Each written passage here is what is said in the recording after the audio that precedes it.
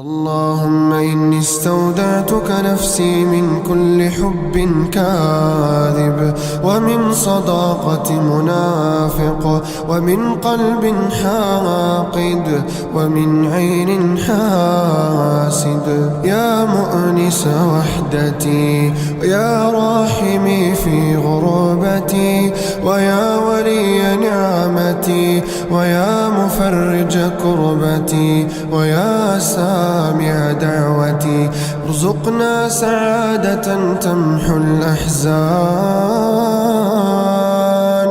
ويقينا يزيد الإيمان، وصحة تعافي الأبدان، ونسمات ملؤها الاطمئنان.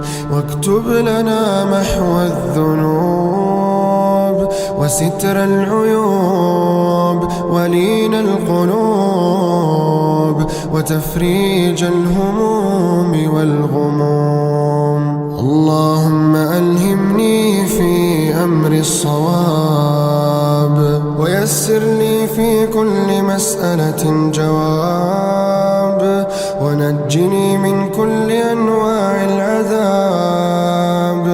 وبيض وجهي يوم يشتد الحساب،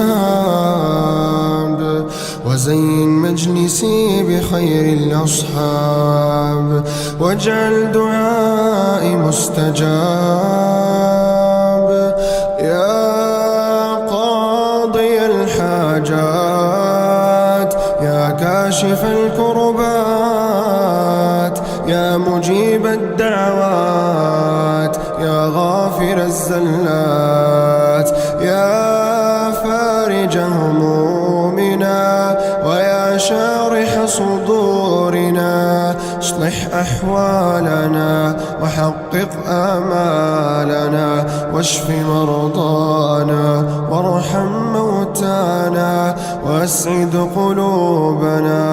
اللهم سعادة تمحو الأحزان، وصحة تعافي الأبدان، واحفظ علينا النعم، وادفع عنا النقم، وارزقنا حلو الحياة وخير العطاء، وسعة الرزق، وراحة البال، ولباس العافية، وحسن الخاتمة.